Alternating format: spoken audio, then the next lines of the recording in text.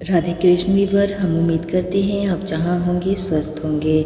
आज मैं महाभारत की कहानी द्रौपदी का चिलहरण लेकर के आई हूँ। उम्मीद करती हूँ ये कहानी आप लोगों को पसंद आएगी।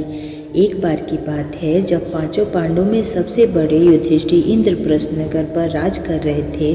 उस समय हस्तिनापुर का राजकुमार दुर्योधन था और पांचों पांडव उनके चचेरे भाई थे। दुर्योधन कौरवों में सबसे बड़ा थे और अपने चचेरे भाई यानी पांडव से जलता था। दुर्योधन सबसे ज्यादा अपने चालाक मामा चाचा शकुनी को मानते थे। शकुनी ने दुर्योधन को सलाह दी कि वो पांचों पांडवों को जुआ खेलने के लिए आमंत्रित करे। पांडवों में अपने भाई दुर्योधन का निमंत्रण स्वीकार कर लिया। उस सभा में भरतवंश के शासक धृतराष्ट्र, भीष्म पितामह, द्रोणाचार्य और महात्मा विदुर जैसे महान लोग भी उपस्थित थे। शकुनी मामा ने छल कपट से पांडवों को हराना शुरू कर दिया। इस खेल में पांडव अपना राज्य हार गए। धर्मराज युधिष्ठिर ने स्वयं और अपने चारों भाइयों को भी दांव पर लगा दिया और हार गए। अंत में जब दांव पर लगाने के लिए उनके पास कुछ नहीं बचा तो उन्होंने अपनी पत्नी द्रौपदी को दांव पर लगा दिया। दुर्योधन तो जैसे इस पल का इंतजार ही कर रहा था। शकुनी मामा की मदद से उसने जुए में द्रौपदी को भी जीत लिया।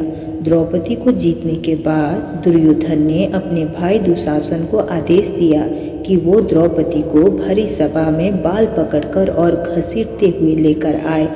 भाई से आज्ञा मिलते ही दुशासन द्रौपदी के कक्ष में गया और उसे सभा में चलने को कहा। रानी द्रौपदी बहुत ही स्वाभिमानी और पतिव्रता स्त्री थी, इसीलिए उन्होंने दुशासन के साथ चलने से मना कर दिया। दुशासन ने गुस्से में आकर द्रौपदी के बाल पकड़ लिए और उसे खींचते हुए भरी सभा में लाकर खड़ा कर दिया। दुर्योधन ने शासन को आज्ञा दी कि वो द्रौपदी को भरी सभा में निर्वस्त्र कर दे। दुशासन ने जैसे ही द्रौपदी के वस्त्र को हाथ लगाया, द्रौपदी ने श्री कृष्ण को मदद के लिए पुकारा। श्री कृष्ण अपने भक्तों को कभी नाराज नहीं करते। कृष्ण ने जब द्रौपदी की करुणा पुकार सुनी तो उन्होंने द्रौपदी की साड़ी को बढ़ाना शुरू कर दिया।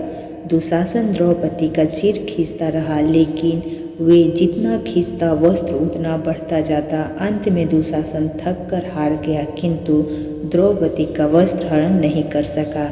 ऐसे कहा जाता है कि महाभारत युद्ध के पीछे सबसे बड़ा कारण द्रौपदी चिलहरण था। महाभारत की द्रौपदी चिलहरण की ये जो कहानी मैं आप लोगों को सुनाई, ये बहुत छोटी है। अगर इस कहानी को विस्तार से सुनना चाहते हैं हमारे वॉइस में तो प्लीज़ कमेंट करके ज़रूर बताएं। मिलते हैं हम नई कहानी में नई भक्ति के साथ। धन्यवाद।